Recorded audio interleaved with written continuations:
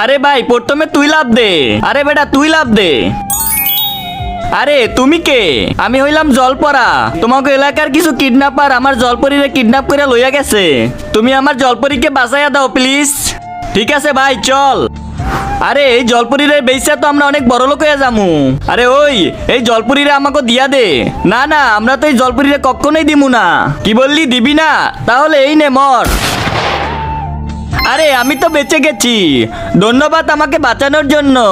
ঠিক আছে চলো তোমার জলপাড়ার কাছে দিয়াহি। আরে দাঁড়াও আমি তো পানি ছাড়া যাইতে পারবো না। আমি পানি ছাড়া থাকলে তো মরে যামু। আচ্ছা দাঁড়াও তোমার জন্য পানি নিয়ে আইতাছি। আরে গ্লাসটা দিয়া দে।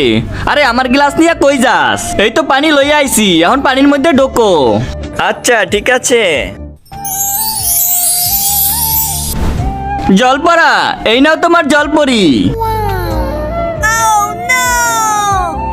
কিন্তু তার আগে আজকে দেখবো কে কে শয়তানকে হারিয়ে আল্লাহকে ভালোবাসে। যারা আল্লাহকে ভালোবাসে তারা ভিডিওটিতে লাইক করে চ্যানেলটি সাবস্ক্রাইব করে দাও। আর শয়তানকে ভালোবাসে থাকলে লাইক সাবস্ক্রাইব কিছুই করতে হবে না।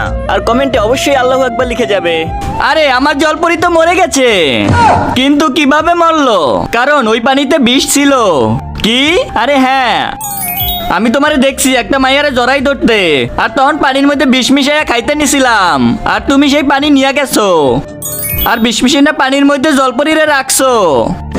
আরে শালা দাঁড়া তোদেরকে এখন এই বিষ পানি খাওয়াই দিমু। Let's go!